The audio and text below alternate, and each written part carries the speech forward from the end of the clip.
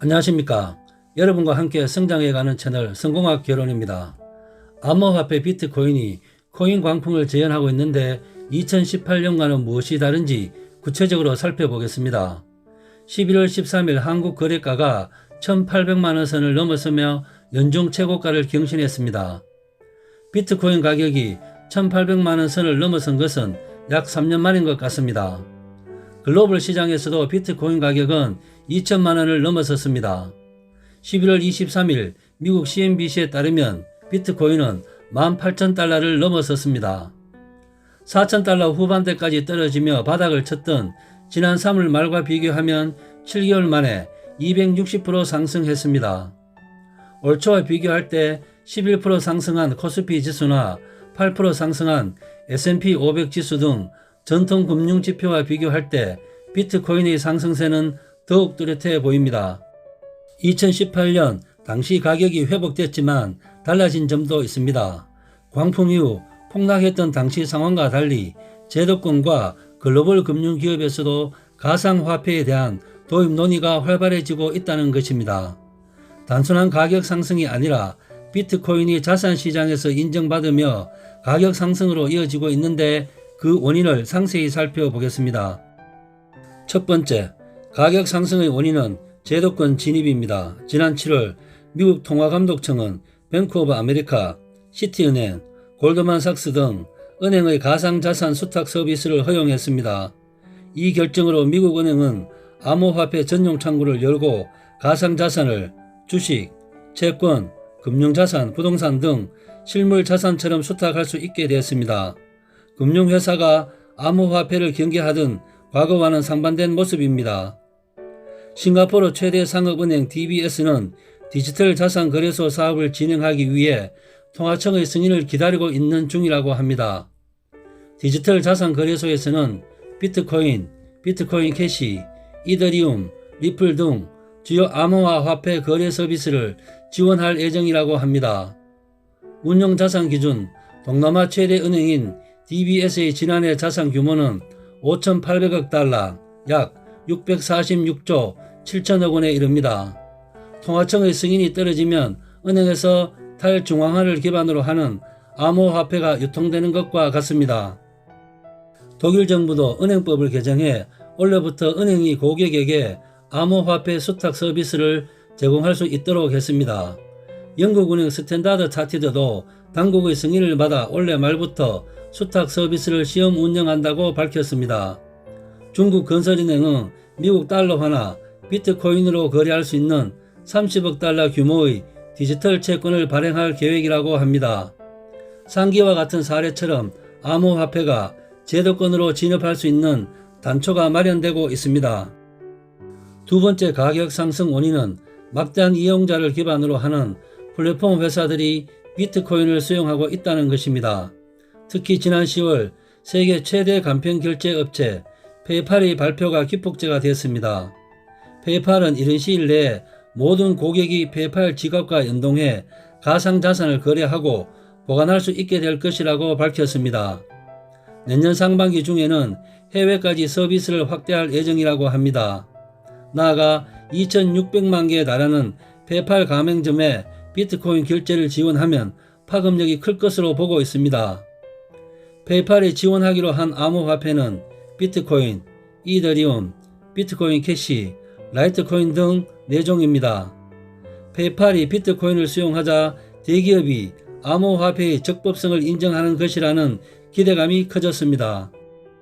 암호화폐 전문 미디어 더 블록에 따르면 댄슬만 페이팔 최고 경영자는 3분기 기업 실적 발표 자리에서 공개된 신규 암호화폐 산업은 시작에 불과하다라고 하면서 이와 관련해 더 많은 기회가 있을 것으로 본다 라고 말했습니다. 이어 새로운 암호화폐 유형을 추가 지원하기 위해 규제기관과 협력 중이라며 암호화폐 사업 확대 의사를 밝혔다고 전했습니다. 아마존 산하 동영상 중계 플랫폼 트위치 역시 비트코인 결제를 재개했습니다. 사용자 20억 명을 보유한 페이스북이 리브라 어소시에이션과 자체 암호화폐인 리브라 개발을 지속하고 있는 점 또한 상승 요인으로 작용했습니다. 세계적인 플랫폼 페이팔, 페이스북, 트위치 등의 이용자를 기반으로 암호화폐에 대한 수요가 증가할 수 있다는 희망이 반영되자 비트코인이 들썩인 것으로 보입니다. 세 번째 가격 상승 원인은 미국 대통령 선거에서 조 바이든 민주당 후보의 승리도 호재가 됐습니다. 외신에 따르면 조 바이든의 경제팀에 암호화폐를 비롯해서 가상통화에 우호적인 시각을 가진 인사들이 대거 참여했습니다. 암호화폐 전문 외신 코인데스크에 따르면 바이든 캠프 경제팀에는 게리 갠슬러 전 상품선물거래위원회 위원장을 포함해 가상통화에 친화적인 인사들이 이름을 올렸다고 합니다. 갠슬러 전 위원장은 미 중앙은행과 은행 및 증권감독기구 등 금융기관 검토의 책임자로 낙점됐다고 합니다. 갠슬러 전 위원장은 최근 미국 의회에서 페이스북의 가상통화 프로젝트 리브라가 적법한 보안 요건을 갖췄다고 증언한 바 있습니다.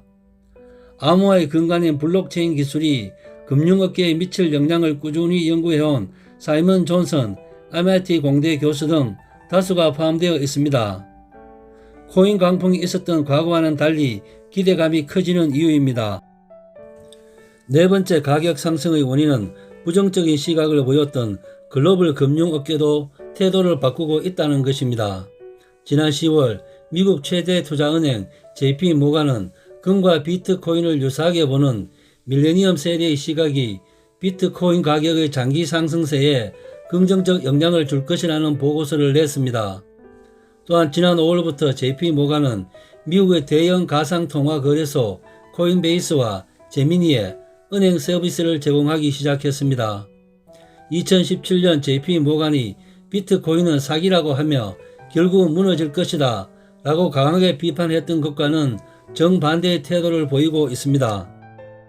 JP 모간 측은 10월 보고서를 통해 패밀리 오피스 등 기관 투자가들이 비트코인을 금의 디지털 대체품으로 인식하기 시작하면서 투자 포트폴리오에 BTC를 추가하는 기관 투자가들이 늘고 있다며 미국 암호화폐, 헤지펀드, 그레이스케일이 운영하는 비트코인 신탁의 수요는 이미 금 ETF 수요를 넘어섰다 라고 설명했습니다. JP 모간의 분석처럼 기관 투자가들은 포트폴리오 분산 효과를 노리고 비트코인에 투자하고 있는 것입니다. 시장의 유동성과 불확실성이 넘쳐나자 투자처를 고민하던 투자자들이 가상자산 시장으로 눈길을 돌리는 것으로 분석이 됩니다.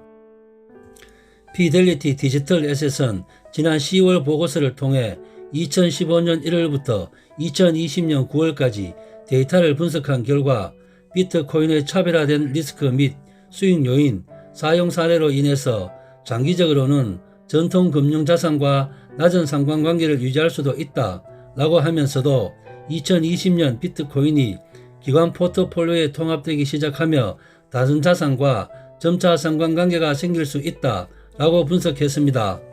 또한 금리가 제로에 가까울수록 비트코인으로 투자 포트폴리오를 다양화하는 것이 중요하다고 밝혔습니다. 비트코인을 예비 자산으로 보유하고 있는 기업도 증가하고 있습니다. 피델리티 보고서에 따르면 지난 10월 기준 상장 기업 중 비트코인을 예비 자산으로 보유하고 있는 곳은 18개, 이들은 60만 비트코인 약 10조 원을 보유하고 있다고 발표했습니다.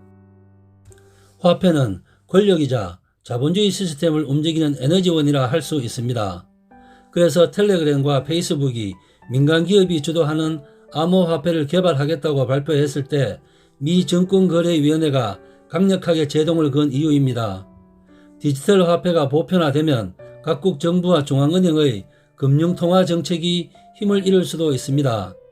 한국은행에 따르면 암호화폐 자금이 모이면 시중은행에서 돈이 빠져나가 지급 능력을 잃을 수 있을 뿐만 아니라 신흥국에 금융위기나 외환위기가 발생하면 자국 화폐에서 가상화폐로 갈아타게 되고 뱅크런이 일어날 수도 있다고 설명했습니다. 각국 중앙은행은 이런 현상을 막기 위해 중앙은행이 발행하는 디지털 화폐 CBDC 도입을 서두르고 있습니다. 중앙은행 디지털 화폐인 CBDC는 암호화폐나 민간기업이 만든 디지털 화폐와는 차이가 있습니다.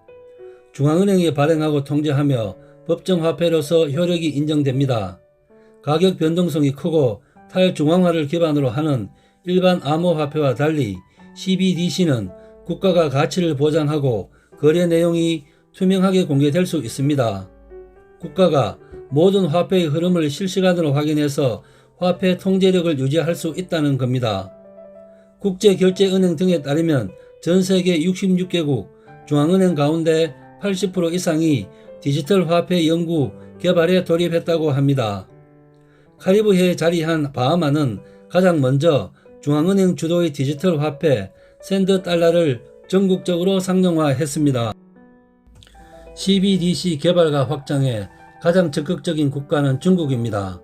중국인민은행은 선전시와 함께 디지털 화폐 대규모 공개 테스트를 실시해 성공적으로 마쳤다고 합니다.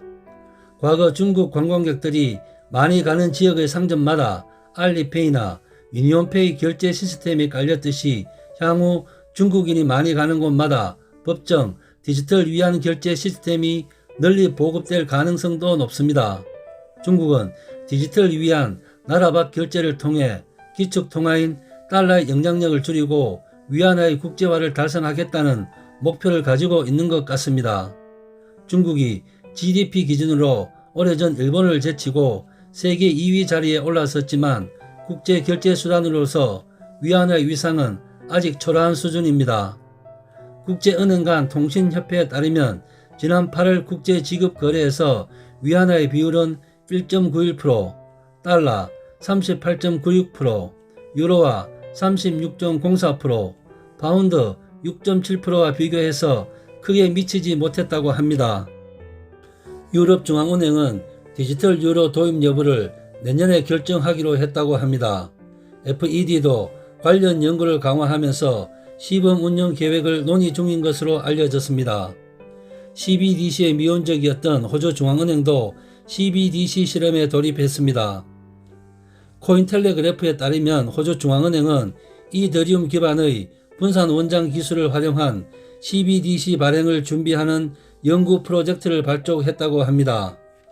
해당 프로젝트는 호주중앙은행을 비롯해 커먼웰스은행, 내셔널호주은행 등 민간은행과 이더리움 기술업체인 컨센시스가 참여한다고 합니다.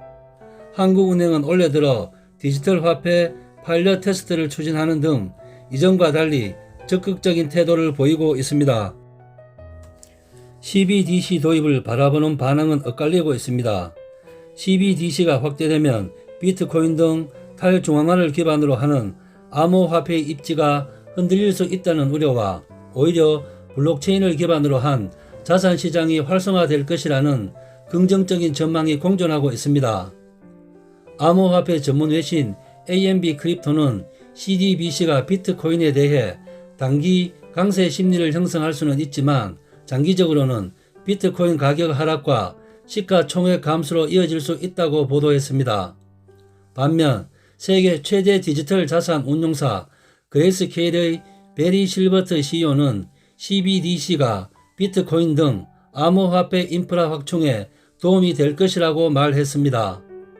실버트 CEO는 향후 80여 종의 CBDC가 나온다면 모든 금융회사들은 이를 안전하게 보관하고 거래할 금융 시스템을 갖추기 위해 상당한 규모의 투자를 진행해야 할 것이라며 이러한 인프라가 구축되면 비트코인 등 일반 암호화폐도 이를 이용할 수 있을 것이라고 말했습니다. 여러분과 함께 성장해가는 채널 성공학개론 오늘의 핫 포인트입니다. 비트코인 등 암호화폐 가격이 폭풍 성장을 하고 있는 가운데 과거와 달리 민간 기업에서 뿐만 아니라 각국 정부, 제도권에서도 활발하게 진행이 되고 있습니다. 중앙은행이 CBDC를 도입하게 되면 긍정적인 분석과 부정적인 분석이 공존하고 있습니다. 참고하시기 바랍니다. 이상 마치겠습니다. 감사합니다.